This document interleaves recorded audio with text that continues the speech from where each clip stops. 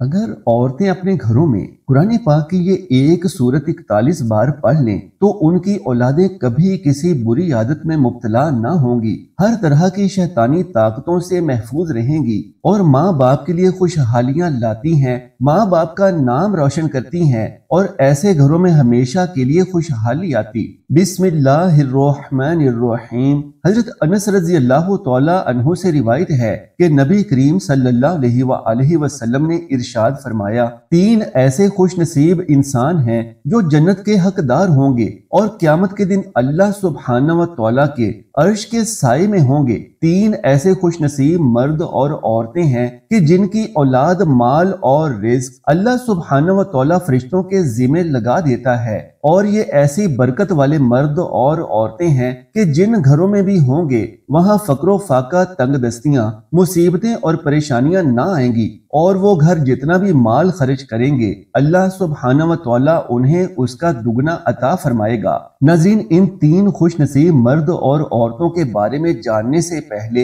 एक निहायत ही खूबसूरत वाक़या भी समाअत फरमा लीजिए और ये वाक़या हजरत इमाम अबू हनीफा रहमतुल्लाह अलैह का है कि उनके जमाने में एक दहरिया उनके पास आया जो अल्लाह सुब्हानहू व तआला के वजूद का इनकार करता था और कहता था कि मैं नहीं मानता कि खुदा मौजूद है, ये कायनात तबई तौर पर खुद ब खुद बनी है और खुद चल रही है, लोग पैदा हो रहे हैं और मर रहे हैं, और वो कहता कि ये सब एक तबई कारखाना है जबकि इसको बनाने वाला कोई नहीं। ये उसका दावा था और उसने चैलेंज कर रखा था कि मुसलमानों का जो सबसे बड़ा आलिम हो उसको मेरे मुकाबले में लाया जाए ताकि मैं उससे बहस करूं और उसको गलत साबित करूं। उसने कहा कि लोग गलती में मुब्तला हैं कि अपनी ताकतों को ख्वामख्वा एक गैबी ताकत के ताबे कर दिया है जो सारे जहां को चला रही है। नाज़रीन मोहतरम, उस जमाने में सबसे बड़े आलिम दीन जनाब इमाम अबू हनीफा रहमतुल्लाहि ताला अलैह थे। मेहदी ने इमाम साहिब के पास एक आदमी भेजा और पैगाम दिया कि इमाम साहिब तशरीफ लेकर आए और उस दहरिये से बहस करें। रात का वक्त था कि रात को ही खलीफा वक्त का दरबार लगा होता था। आदमी ने इमाम साहिब से कहा कि वो तशरीफ लेकर जाएं और उस दहरिये से बहस करें और उसको समझाकर सीधे रास्ते पर लेकर आएं। चुनांचे आप रहमतुल्लाहि ताला अलैह उस आदमी के साथ रवाना हुए। बगदाद में एक बहुत बड़ा दरिया है जिसे दरियाए दजला कहते हैं। उसके एक जानिब शाही महल्लात थे जबकि दूसरी जानिब शहर था। इमाम अबू हनीफा शहर में रहते थे और दरिया पार करके उन्हें वहां जाना पड़ा। इमाम साहिब काफी देर से दरबार में पहुंचे तो इस दौरान दहरिये ने अपना फितना बर्पा किया हुआ था। उसने खलीफा से कहा कि मुझे लगता है कि इमाम साहिब नहीं आएंगे क्योंकि उन्हें अंदाजा हो चुका होगा कि कोई बहुत बड़ा फलसफी दरबार में आया बैठा है और वो उससे निमट नहीं सकेंगे, लिहाजा मजीद इंतजार करने के बजाय तस्लीम कर लेना चाहिए कि मेरा फलसफा ही सच है और खुदा का कोई वजूद नहीं है। इस तरह से वो दहरिया दरबार में बैठा शेखियां भगा रहा था। जब रात के 1 बजे का वक्त हुआ तो इमाम साहिब दरबार में हाजिर हुए और एक सदा लगाने वाले ने आवाज दी कि इमाम साहिब आ गए हैं। इमाम साहिब दरबार में पहुंचे तो खलीफा वक्त वहां मौजूद था। उसके तमाम वज़रा भी उसके हमरा मौजूद थे जबकि वो दहरिया भी वहीं बैठा मनाजरे से कबल अपनी कामयाबी पर मुस्कुरा रहा था। इमाम साहिब को देखते ही तमाम दरबारी उठ खड़े हुए और इमाम साहिब का इस्तकबाल किया। खलीफा ने पूछा कि आप इतनी देर से क्यों तशरीफ लाए हैं? शाम के वक्त आपके पास कासिद भेजा था जबकि इस वक्त रात का 1 बज चुका है। इतनी ताखीर की आखिर क्या वजह है? ये एक शाही हुक्म था जिसकी तामील जल्द से जल्द होनी चाहिए थी। ये सुनकर इमाम साहिब रहमतुल्लाह अलैह ने फरमाया कि मेरे साथ एक अजीब वाक़या पेश आया जिसके सबब मुझे ताखीर का सामना हुआ। जिंदगी भर मैंने ऐसा वाक़या पहले कभी नहीं देखा था। दरबारी ये सुनकर इमाम साहिब के चेहरे की जानी मतवज्जे हो गए कि आखिर क्या वाक़या पेश आया था। तो आपने कहा कि जब मैं शाही महल में आने के लिए घर से निकला तो मुझे दरिया पर कोई कश्ती नजर ना आई। घोप अंधेरा था और दूर दूर तक कोई बंदा नजर नहीं आ रहा था। मैं हैरानो परेशान खड़ा था कि अब मैं दरिया को किस तरह से पार करूं। फिर अचानक मैंने देखा कि दरिया के अंदर से लकड़ी के बने हुए शानदार तख्ते नमूदार होना शुरू हुए اور ایک کے بعد ایک نکلتے چلے گئے۔ میں حیران ہوا اور سوچنے لگا کہ دریا سے مچھلی نکل سکتی ہے، موتی وغیرہ نکل سکتے ہیں، لیکن یہ بنے بنائے تختے کہاں سے نکل سکتے ہیں؟ ابھی میں اسی حیرت میں تھا کہ اس سے بھی عجیب واقعہ پیش آیا۔ وہ تختے خود بخود آپس میں جڑنا شروع ہو گئے اور دیکھتے ہی دیکھتے ایک کشتی کی شکل اختیار کر لی۔ میں حیران تھا کہ آخر یہ کشتی کس طرح سے بن گئی اور ان تختوں کو کون جوڑ رہا ہے۔ میں دیکھ رہا تھا کہ وہ تختے اوپر نیچے خود بخود ایک دوسرے سے جڑتے چلے جا رہے تھے کہ اسی دوران دریا میں سے لوہے کی کیلیں نکلنا شروع ہوئیں اور خود بخود تختوں کے اوپر وہ کیلیں نہایت ہی خوبصورت ترتیب سے لگنے لگیں۔ میں نے دیکھا کہ تختوں کے درمیان درزیں تھیں جن سے دریا کا پانی اندر داخل ہو سکتا تھا، لیکن اچانک دریا کے اندر سے خود بخود ایک روغن نکلا اور کشتی کے اندر ان درزوں میں خود بخود بھرنا شروع ہو گیا۔ میں یہ سب دیکھ کر شدید حیرت میں مبتلا تھا کہ اتنی دیر میں وہ کشتی خود بخود میری جانب بڑھنے لگی، گویا مجھے اپنے اندر سوار کرنا چاہتی ہو۔ میں اس کشتی کے اندر سوار ہو گیا اور وہ کشتی بغیر کسی ملاح کے مجھے اپنے ساتھ لیے شاہی محلوں کی جانب رواں دواں ہو گئی۔ میں حیران تھا کہ کشتی شاہی محل کے قریب کنارے پر پہنچ گئی اور جھک کر وہاں کھڑی ہو گئی، لہٰذا میں اس کشتی میں سے باہر اترا اور پھر میرے دیکھتے ہی دیکھتے وہ کشتی وہاں سے غائب ہو گئی۔ گھنٹہ بھر پہلے کنارے پر اور گھنٹہ پر اس کنارے پر یہ سارا معاملہ دیکھتا رہا اور سوچتا رہا کہ آخر یہ سب کیسے ہو رہا ہے۔ اسی وجہ سے میں دربار میں دیر سے پہنچا ہوں اور دیر سے پہنچنے پر میں امیر المومنین سے معافی کا طلبگار ہوں۔ دہریہ جو قریب ہی کھڑا یہ تمام واقعہ سن رہا تھا بولا کہ امام صاحب، میں نے تو سن رکھا تھا کہ آپ دین اسلام کے بہت بڑے عالم ہیں اور نہایت ہی قابل انسان ہیں، لیکن آپ تو بچوں جیسی باتیں کر رہے ہیں کہ یہ کیسے ممکن ہے کہ پانی میں سے خود بخود تختے نکل آئیں، خود ہی جڑنے لگ جائیں اور خود ہی ان پر روغن لگ جائے، وہ کشتی آپ کو لے کر خود ہی دریا پار لے جائے اور خود جھک کر آپ کو نیچے اتار دے۔ کیا یہ کوئی عقل میں آنے والی بات ہے کہ آپ جیسے بڑے اور عالم فاضل دانشور امام سے ایسی بات کی توقع نہ تھی کہ آپ تو صریحاً نادانوں اور بچوں جیسی باتیں کر رہے ہیں۔ دہریے کی یہ بات سن کر امام صاحب نے فرمایا کہ کیا میری بات آپ کو بے وقوفوں والی لگتی ہے کہ ایک کشتی تو خود بخود بن نہ سکے، اس کے تختے تو خود بخود جڑ نہ سکیں، اس میں میخیں خود بخود ٹھک نہ سکیں، اس پر خود بخود روغن چڑھ نہ سکے اور خود بخود بغیر کسی ملاح کے ایک کشتی تو چل نہ سکے؟ اور آپ خود فرمائیے کہ اتنی بڑی کائنات جس کی چھت پر آسمان ہے، جس کا فرش زمین کا ہے، جس کی فضا میں لاکھوں جانور اڑ رہے ہیں، جس کے سمندر میں لاکھوں جانور تیر رہے ہیں، تو بتائیے کہ یہ تمام کائنات خود بخود کیسے بن گئی اور خود بخود کیسے چل رہی ہے؟ آپ نے جو بات کہی اور جو دعویٰ آپ نے کیا ہے، کیا وہ عقل میں آنے والی بات ہے؟ ایک معمولی سی کشتی تو بغیر کسی بنانے والے کے بن نہیں سکتی، تو اتنا بڑا جہان بغیر کسی بنانے اور چلانے والے کے کیسے بن سکتا ہے؟ تو بتائیے کہ آپ بڑے بے وقوف ہیں یا میں بڑا بے وقوف ہوں؟ آپ کی باتیں بچوں جیسی ہیں یا میری باتیں بچوں جیسی ہیں؟ آپ کم عقل ہو یا میں کم عقل ہوں؟ اللہ اکبر کبیرہ۔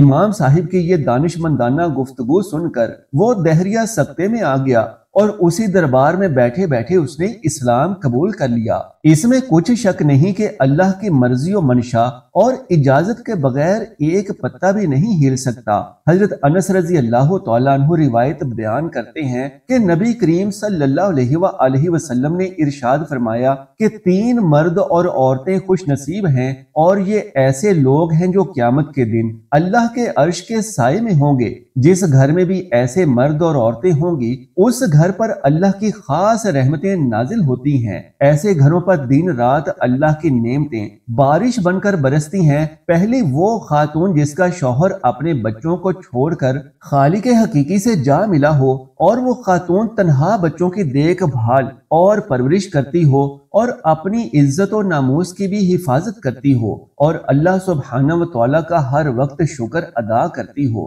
دوسری وہ خاتون جو صلہ رحمی کرنے والی ہو کہ اس عمل سے اس کی زندگی میں بھی خیر و برکت ہوتی ہے اور اس کی روزی میں بھی بے پناہ اضافہ ہوتا ہے۔ مرنے کے بعد ایسی خاتون کی قبر میں وسعت پیدا کر دی جاتی ہے، ایسی خاتون کی اولادوں پر اللہ سبحانہ و تعالی اپنا حفظ و امان برقرار رکھتا ہے، اور قیامت کے دن ایسی عورتیں اور مرد اللہ کے عرش کے سائے میں ہوں گے، جبکہ تیسری وہ خاتون جس نے کھانا بنایا اور اس کے پاس یتیم بچے آ گئے تو اس نے اپنے بچوں کو بھوکا رکھ کر ان یتیم بچوں کی دعوت کی اور انہیں کھانا کھلایا، تو ایسی خاتون کو اور اس کے بچوں کو اللہ سبحانہ و تعالی اپنی حفاظت کے حصار میں لے لیتا ہے، اور اس خاتون کے بچوں کی ہر مصیبت اور پریشانی اللہ تعالی دور فرما دیتا ہے اور ان کے لیے آسانیاں پیدا فرما دیتا ہے۔ ایسی خاتون اور اس کے بچے تاحیات اللہ کے حفظ و امان میں رہتے ہیں اور قیامت کے دن اللہ کے عرش کے سائے میں ہوں گے۔ ناظرین محترم، اللہ کی ذات بابرکات ہی ہے جو ایک مسلمان کی زندگی کے ہر معاملے میں اس کی حفاظت و نگرانی کرتی ہے۔ ہر ایک مرد و عورت شادی کے بعد خانگی معاملات میں مصروف عمل ہو جاتے ہیں۔ جب ایسے شادی شدہ مرد و خواتین کے ہاں اولاد ہوتی ہے اور وہ خود ماں باپ بنتے ہیں تو انہیں احساس ہوتا ہے کہ اولاد کی بہترین تعلیم و تربیت کتنی بڑی ذمہ داری ہے، اولاد کی پرورش کتنا بڑا اور اہم فریضہ ہے۔ اس کا احساس اسی وقت ہوتا ہے جب انسان خود ماں باپ بنتا ہے۔ بچہ ایک ہو یا ایک سے زائد ہو، ماں باپ ہر وقت اور ہر لمحے ان کی نگرانی نہیں رکھ سکتے۔ بچے کسی لمحے کیا کر رہے ہیں یہ ایک بہت بڑا مسئلہ ہے جو بعض اوقات انسان کو ڈپریشن تک لے جاتا ہے۔ بچے کیسے دوستوں کے ساتھ اٹھتے بیٹھتے ہیں اور ان کے معمولات کیا ہیں، گھر سے باہر کن لوگوں میں اپنا قیمتی وقت گزارتے ہیں، تو محترم ناظرین، امام ابو حنیفہ رحمت اللہ تعالی کا پورا واقعہ بیان کرنے کا مقصد یہ ہے کہ ایک مسلمان کا یہ ایمان ہے کہ وہ اور اس کی اولادیں ہر وقت ہر لمحہ اللہ کے رحم و کرم پر ہیں۔ اللہ ہی ہے جو ہر انسان کے تمام معاملات کو ہر وقت دیکھ رہا ہے اور انسانوں کے لیے کامیابی کے مواقع بنا رہا ہے، یا پھر انسانوں کو ان کی غفلت کے سبب ناکامی کی دلدل میں دھکیل رہا ہے۔ لہٰذا جو ماں باپ بچپن ہی سے اپنی اولاد کی تربیت اس طریقے سے کرتے ہیں کہ ان کے دل میں اللہ کا خوف بٹھاتے ہیں، ان کے ذہنوں میں یہ بات بٹھاتے ہیں کہ ہر وقت اور ہر جگہ پر اللہ کی ذات وحدہ لا شریک موجود ہے اور وہ ہم سب کو ہر وقت ہر لمحہ دیکھ رہی ہے کہ ہم اپنا قیمتی وقت کون سی مصروفیت میں گزار رہے ہیں، اور یہ بات اپنے بچوں کے ذہن میں روز اول سے ہی بٹھا دیتے ہیں کہ ہم جو بھی اچھا یا برا کام کرتے ہیں وہ سب کچھ اللہ کے علم میں ہے اور اس سے کچھ بھی پوشیدہ نہیں۔ ہمارا اٹھنا بیٹھنا، ہمارا سونا جاگنا، ہمارا ایک ایک لمحہ اللہ کی نگرانی میں ہے۔ تو جب بچپن سے ہی بچوں کی گھٹی میں یہ بات ڈال دی جائے کہ اللہ ہر وقت ہر جگہ اور ہر لمحے ہمیں دیکھ رہا ہے، اور ہم جب بھی کوئی اچھا کام کرتے ہیں تو اللہ پاک ہمیں اس پر اجر دیتا ہے، لیکن جب ہم کوئی بھی برا کام کرتے ہیں تو اللہ پاک ہم سے ناراض ہو جاتا ہے اور اس برے کام کے سبب اللہ ہمیں سزا دیتا ہے۔ یقین کریں جو ماں باپ اپنی اولاد کی تربیت اس تعلیم پر کرتے ہیں وہ ماں باپ کبھی اپنی اولاد کے سبب رسوا نہیں ہوتے۔ ان کی اولادیں ہمیشہ ان کے لیے خوشی و مسرت اور شادمانی کا سبب بنتی ہیں۔ اولادیں ایسے ماں باپ کا ہمیشہ نام روشن کرتی ہیں اور اس کے ساتھ ساتھ اپنے لیے اور اپنے والدین کے لیے حصول جنت کا بہت بڑا سبب بن جاتی ہیں۔ لہٰذا ہر ماں باپ کو چاہیے کہ بچپن سے ہی اولاد کے دل میں اپنا ڈر بٹھانے کی بجائے اللہ رب العالمین کا خوف پیدا کریں، تاکہ آپ کے بچے آپ کی غیر موجودگی میں بھی ہر طرح کے شیطانی وار سے محفوظ رہ سکیں۔ ناظرین محترم، زندگی کے ہر معاملے میں قرآن سے بڑی شفا کوئی اور ہو ہی نہیں سکتی۔ عصر حاضر میں ہر شخص طرح طرح کی پریشانی کا شکار ہے اور اس کی سب سے بڑی وجہ صرف اور صرف اسلام سے اور قرآن سے دوری ہے۔ آج کے دور میں جدید ترین وسائل اور جدید ترین سہولیات مہیا ہونے کے باوجود ہم مسائل میں الجھے ہوئے ہیں۔ ایسے ایسے مسائل سے دو چار ہیں کہ جن کا حل دنیاوی اعتبار سے نظر ہی نہیں آتا۔ انہی مسائل میں شادی شدہ افراد کے لیے اولاد کی تعلیم و تربیت ایک بہت بڑا مسئلہ بنی ہوئی ہے۔ ماں باپ کی لاکھ کوششوں کے باوجود اولادیں کسی نہ کسی فتنے کا شکار ہو جاتی ہیں اور ماں باپ کے لیے مستقل پریشانی کا سبب بنی ہوئی ہیں۔ دوسری جانب جوان بیٹے بے روزگار ہیں تو جوان بیٹیوں کے لیے اچھے رشتوں کا انتظار ہے۔ ناظرین محترم، قرآن پاک کی ایک ایسی خوبصورت سورہ مبارکہ ہے کہ اگر کسی گھر میں ماں اس سورہ مبارکہ کو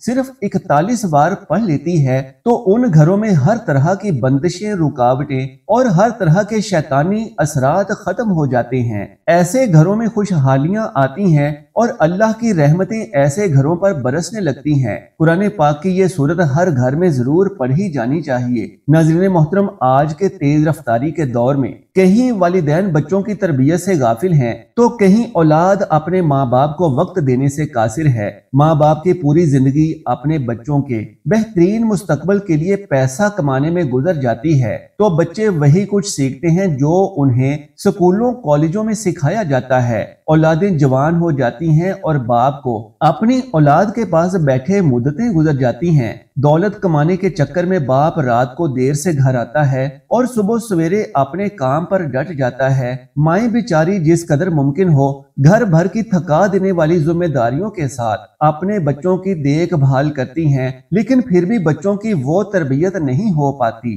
جو بچوں کو چاہیے ہوتی ہے۔ نتیجہ یہ نکلتا ہے کہ یہی اولاد جب جوان ہو کر برسرے روزگار ہوتی ہے تو اس وقت تک ماں باپ بوڑھے ہو چکے ہوتے ہیں۔ پھر یہی ماں باپ اولاد سے شکوہ کرتے دکھائی دیتی ہیں کہ ہماری اولاد ہمیں وقت نہیں دیتی، ہمارا حال نہیں پوچھتی اور جو دل میں آتا ہے کرتی ہے۔ ناظرین محترم، جان لیجئے کہ دن بھر کی تمام مصروفیات کے ساتھ ساتھ جن گھروں میں 5 وقت کی نماز باقاعدگی سے پڑھی جاتی ہے، اس روئے زمین پر وہ گھر دنیا کے خوش قسمت ترین گھروں میں شمار ہوتے ہیں۔ اپنی تمام تر گھریلو اور کاروباری مصروفیات کے ساتھ ساتھ نماز پنجگانہ ضرور ادا کریں اور بچوں کو روزانہ کچھ نہ کچھ وقت ضرور دیا کریں تاکہ وہ آپ کے عادی ہو جائیں اور اپنی ہر بات آپ کے ساتھ شیئر کیا کریں۔ بچوں کی دنیاوی تعلیم کے ساتھ ساتھ دینی تعلیم پر بھی بھرپور توجہ دیں تاکہ بچے جوان ہونے کے ساتھ ساتھ ایک اچھے انسان اور ایک اچھے مسلمان بھی بن سکیں۔ اپنے گھروں میں اسلامی ماحول بنائیں،